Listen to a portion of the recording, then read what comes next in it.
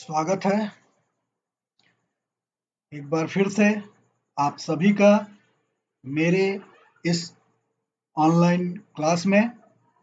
यदि आप इस वीडियो को YouTube पे food and fruit preservation online classes के चैनल में देख रहे हैं तो कृपया इस चैनल को सब्सक्राइब करिए और बेल आइकॉन को जरूर दबाइए ताकि जैसे ही अगली क्लास अपलोड हो आपको बिना किसी देरी के सूचना प्राप्त हो सके। तो मुद्दे पे आते हैं। पिछली क्लास में हमने क्या पढ़ा था, याद है आपको? बताइए। चलिए मैं बताता हूं। पिछली क्लास में हमने परिरक्षण के मूल सिद्धांतों, स्थायी और अस्थायी परिरक्षण के बारे में जाना था।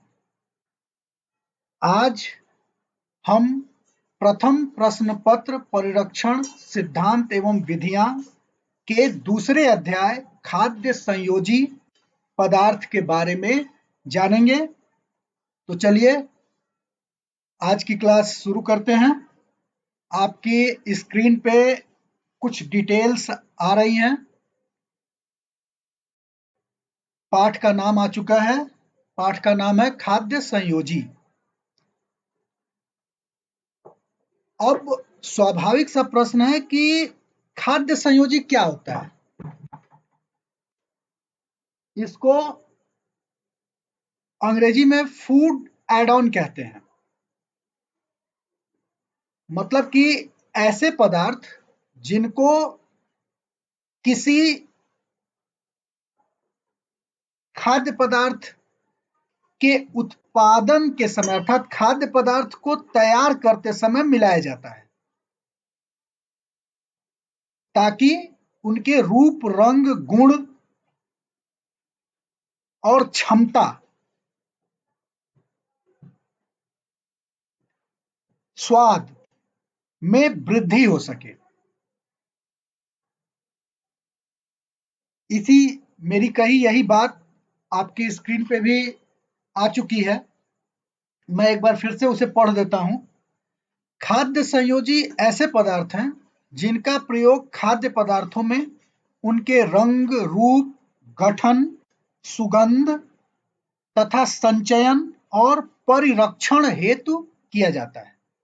दूसरे शब्दों में खाद्य संयोजी वह पदार्थ हैं जिनको किसी उत्पाद निर्माण के दौरान उस उत्पाद के गुणों में वृद्धि हेतु अलग से मिलाया जाता है। तो आशा करता हूं कि खाद्य संयोजी स्पष्ट हो चुका होगा आपको। अब जो सूचना आपकी स्क्रीन पे आ रही है वो आपको ये बता रही है कि खाद्य संयोजी को दो भागों में विभाजित भी किया जा सकता है। दो भागों में इसको विभाजित करते हैं। पहला रासायनिक परिरक्षक और दूसरा अन्य संयोजी पदार्थ। तो आज की क्लास में हम इन्हीं दो भागों में से पहला भाग रासायनिक परिरक्षकों के बारे में जानने का प्रयास करेंगे।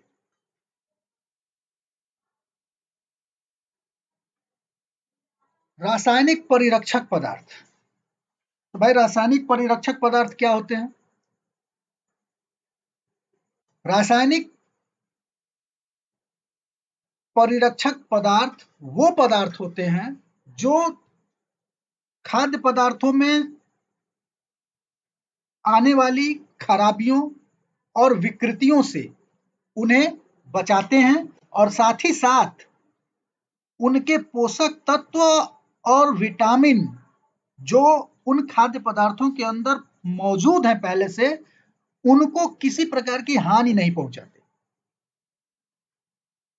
मतलब कि ऐसा नहीं है कि इनको मिलाने से पोषक गुणों पर कोई प्रभाव पड़ता है।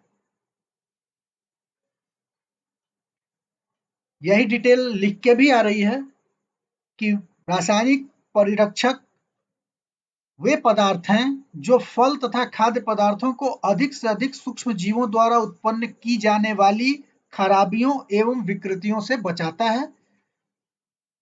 साथ ही साथ इन पदार्थों के प्रयोग से फल तथा खाद्य पदार्थों में पाए जाने वाले पोषक तत्व तथा विटामिन नष्ट नहीं होते हैं। अब जो अगला टॉपिक है वो है प्रयोग विधि एवं सावधानियां, अर्थात इन परिरक्षकों के की प्रयोग विधि क्या है और किन सावधानियों का ध्यान रखना चाहिए।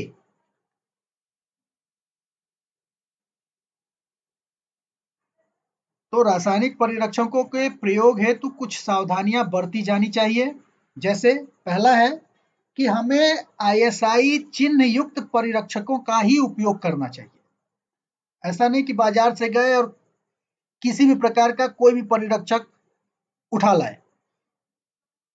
परिरक्षक का चुनाव आईएसआई मार्क देखकर ही किया जाना चाहिए।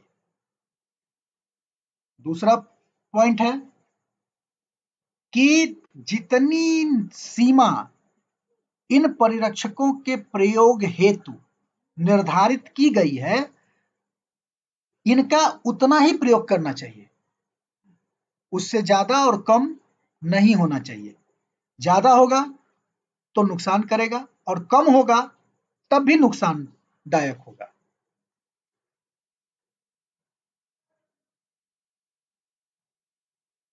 तीसरा पॉइंट है इनके रखरखाव का विशेष ध्यान रखना चाहिए। चौथा पॉइंट है इनकी सेवा समाप्ति तिथि का भी संज्ञान लेना चाहिए। सेवा समाप्ति तिथि मतलब एक्सपायरी डेट। ज्यादातर होता क्या है कि हम परिरक्षक मिलाना है, हमने डिब्बा खोला, तौला और उसको मिला दिया।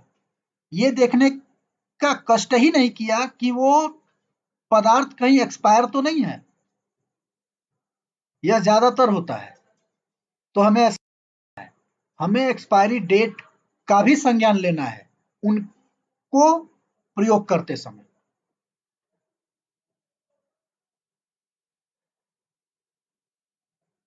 पांचवा पॉइंट है कि इनका प्रयोग कैसे किया जाता है।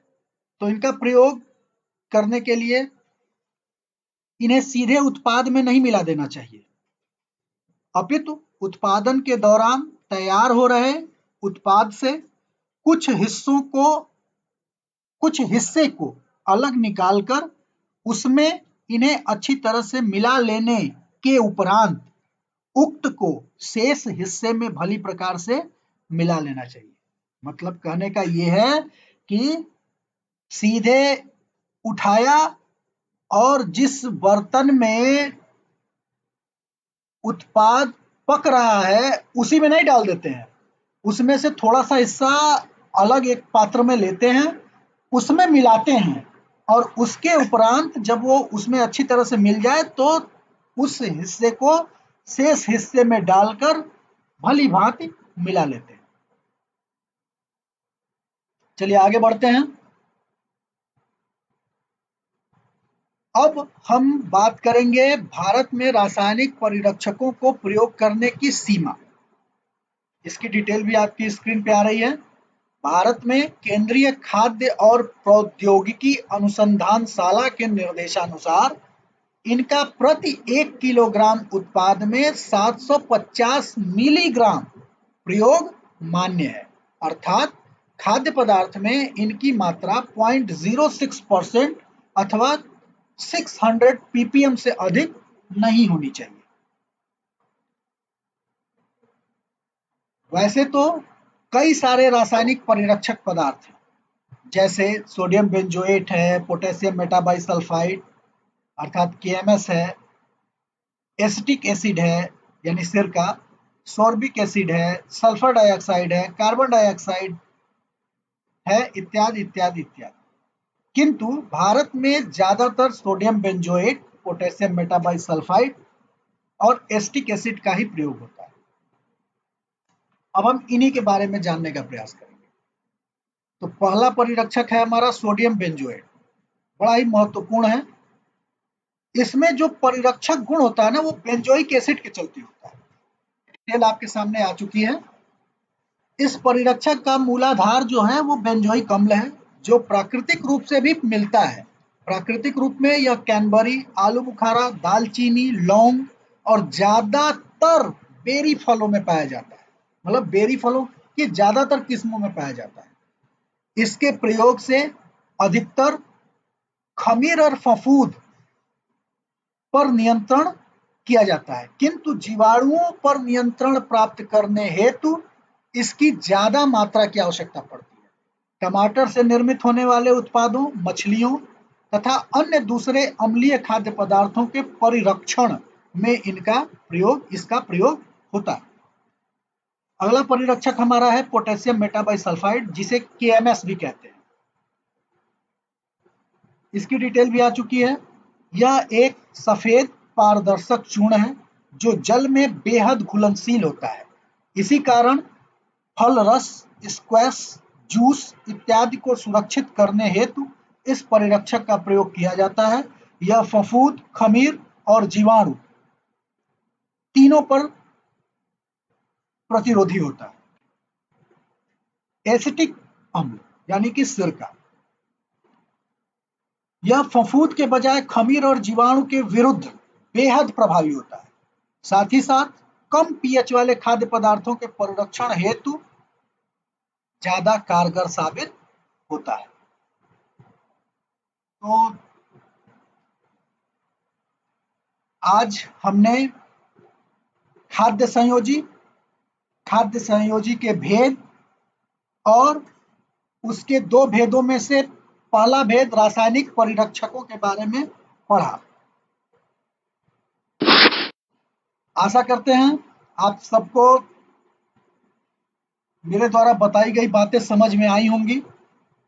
यदि कुछ नहीं समझ में आया है तो आप बेझिझक मुझसे प्रश्न कर सकते हैं।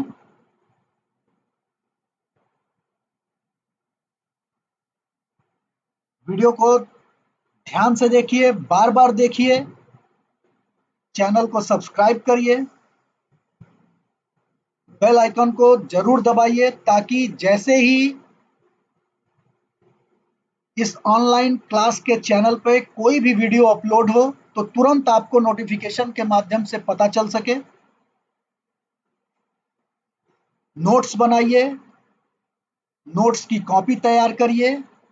जैसे ही हमारा और आपका आमना सामना होगा, मैं नोट्स को चेक करूंगा।